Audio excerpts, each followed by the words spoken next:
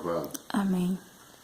Em continuação da leitura que nós estávamos lendo no vídeo de número 10, vamos agora, com a ajuda de Deus, começar o vídeo de número 11. E viu o Senhor que a maldade do homem se multiplicara sobre a terra, e que toda a imaginação dos pensamentos do seu coração era má continuamente. Então arrependeu-se o Senhor de haver feito o homem sobre a terra, e pesou-lhe o coração. E então disse o Senhor: destruirei de sobre a face da terra o homem que criei. Só até aqui, irmãos.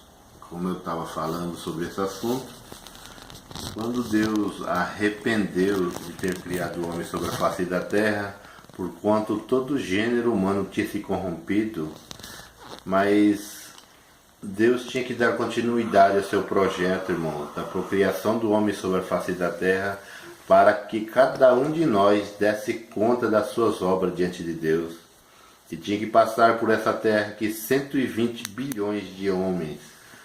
E então não podia exterminar todo homem e toda mulher sobre a face da terra. Então Noé achou graça aos olhos de Deus de assim ficar vivo. E Deus disse a Noé para ele fazer uma arca com um determinado comprimento, largura e altura, e assim foi, irmãos. E sobre aquela arca ali tinha 7 casal de animal puro, limpo, e um casal de animal imundo, o macho e sua fêmea. Bendito é o nome santo de Deus. E sobre aquela arca também entrou nela Noé, sua esposa, seus 3 filhos e 3 noras, de maneira tal que ali tinha 8 almas viventes, e os animais, um casal de animal imundo e 7 casal de animal limpo, e todo o alimento necessário para a sua subsistência, enquanto assim as águas prevalecessem sobre a terra. E ali veio o dilúvio, irmãos, e foi extinguido da terra todo o fôlego humano e também dos animais que não pode viver sobre as águas. E passado-se um determinado tempo, no Monte Ararat, a arca pousou ali, ou desceu ali, sobre o Monte Ararat, porquanto as águas se baixaram. E ali Noé desceu da arca junto dos seus filhos animais, e ali ele plantou uma vinha, ele fez vinho e se embriagou com aquele vinho que ele tinha feito. E vindo até a casa, ou a tenda de Noé, Cão dos seus filhos viu o pai nu. Achou graça e começou com zombaria, irmãos. E foi até seus irmãos, Sem e Jafé, e contou que o seu pai estava nu, e ele estava achando muita graça, dando muita gargalhada do seu pai, pelo o porte que ele estava. E seu irmão Sem e Jafé, conhecendo que não era agradável aos homens ver o pai ou a mãe nua, eles vieram de costas, enrolaram o seu pai num pano, num lençol por certo, e até que o seu pai veio a ficar sóbrio daquela bebida. E quando o seu pai estava sóbrio, eles contaram o que Cão tinha feito, de toda a zombaria que Cão tinha feito. E assim Noé amaldiçoou a geração de Cão e ele também, de maneira tal que houve maldição sobre a face da terra novamente. E assim ela ficou na terra durante muitos anos. Vamos ler a palavra. E depois Cão casou-se e gerou um filho chamado Nirode. E esse filho também passou a ser poderoso na terra. Vamos ler essa leitura para nós entender melhor o assunto. Vamos, com a ajuda de Deus, ler no capítulo 10 de Gênesis, no versículo 8 em diante. Capítulo 10 de Gênesis, do capítulo 8 em diante. E Cusi gerou a Nironde, que começou a ser poderoso na terra. E esse foi poderoso caçador diante da face do Senhor, pelo que se diz como Nirode, poderoso caçador diante do Senhor. E o princípio do seu reino foi Babel, Ereque, Acade e Calne na terra de Sinear.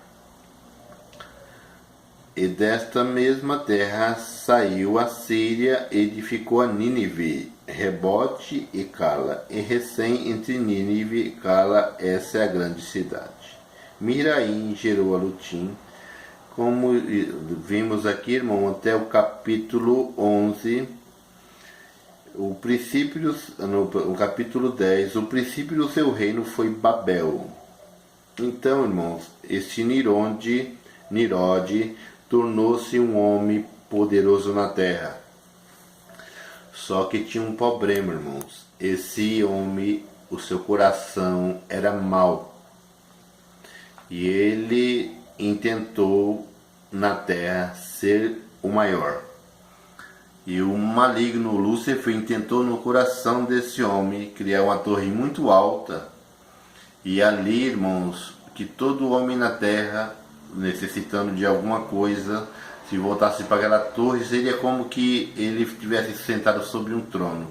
Com certeza, de acordo a entender, que ele ia ser o primeiro lá em cima e depois os demais que tivessem seu trabalho mais embaixo dessa torre e assim até embaixo, conforme ele achasse graça de assim realizar, e todos ficariam submissos a Nirode na cabeça dele. Mas só que Deus interviu nesse plano e aquela torre de Babel que ele estava tentando fazer ali, que já estava bem adiantada, Deus destruiu essa torre, derrubando também com essa torre seus projetos diabólicos de querer ser um dominador sobre a terra.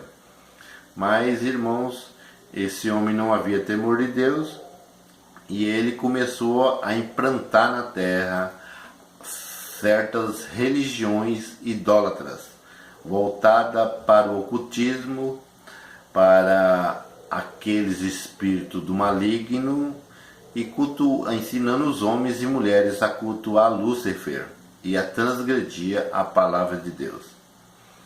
E nesse momento, irmãos, como diz as histórias, não a Bíblia, que Nirode tinha matado seu pai Cão e tinha casado com a sua própria mãe, que chamava-se Semíramides.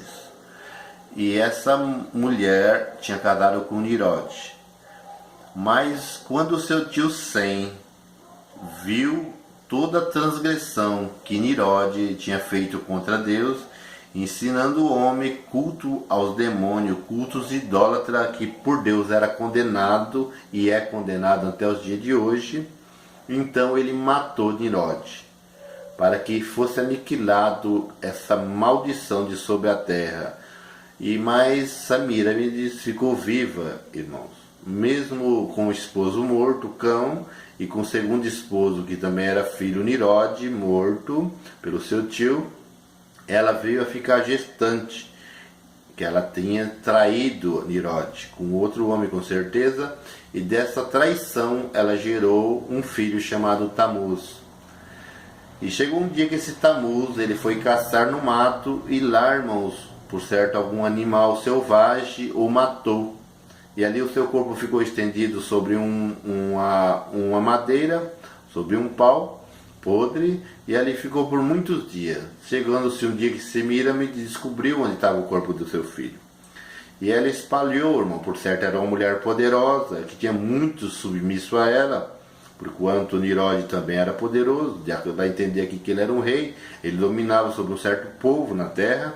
Então Semíramides, ela soltou uma mentira que o seu filho tinha ascendido ao céu, tinha subido ao céu, Tamuz, e que também o seu esposo era o deus Sol, Nirode.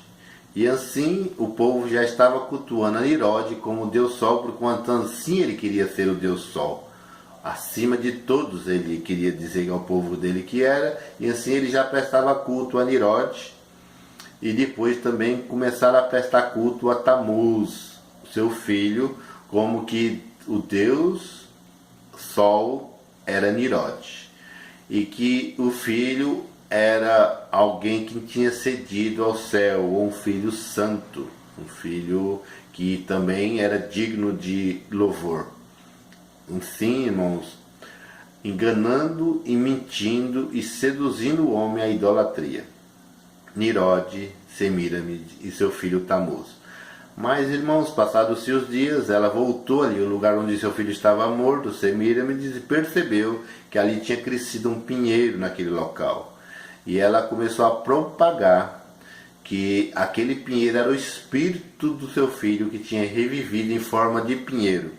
Então, assim, começou-se a prestar um sacrifício ou um dia especial do ano para ser festejado o nascimento de Tamuz, que foi no dia 25 de dezembro, e também que o símbolo da sua resistência ou da sua ressurreição nessa terra seria um pinheiro ou uma árvore, que depois, passados certos anos, começaram a falar dia de Natal ou dia natalício de Tamuz, e o símbolo desse dia natalício de Tamuz era uma árvore, a qual passou-se a chamar árvore de Natal, ou seja, relembrando que o espírito de Tamuz tinha revivido através de uma árvore de pinheiro, ou a árvore de Natal, que simboliza o nascimento de Tamuz no dia 25 de dezembro. E assim se começou uma idolatria forte na terra. Semíramide, como uma deusa, segurando seu filho, que foi simbolizado o nome de Semíramide como a rainha do céu, e o seu filho Tamuz, que dizia ela ser um santo. Então, quando essa mulher morreu, começou-se a prestar um culto a ela como a rainha do céu, seu filho como um filho santo que tinha ascendido ao céu, e a árvore de Natal que simbolizava o espírito de vida revivida aqui na terra de Tamuz, e o seu pai Nirode como Deus Sol, que era sobre todos. E assim foi se passado gerações, até que Nínive, que era a capital da terra de Nirode, foi invadida pelos médios e os persas, primeiramente pelos babilônios, mas os babilônios também deram continuidade a esse culto pagão e mentiroso, cultuando Semíramide como a rainha do céu, seu filho no seu colo, e também cultuando também a Nirode como Deus Sol, que alguns vieram a chamar de Mitra na tradição romana, e outros em outras línguas chamaram de outros nomes. Mas quando os babilônios chegaram ali, já rendia esse culto a Semíramide como a rainha do céu, seu filho, e a Nirode como Deus Sol, eles continuaram a prestar culto a esses três, só que mudaram o nome segundo a sua língua, e assim continuaram a prestar culto a eles. Depois os médios persas também invadiram a Babilônia e também continuaram prestando culto a esses três. E assim chegou o tempo dos gregos também ser dominador sobre a Média Persa, sobre Nínive, e também continuaram prestando culto a esses três.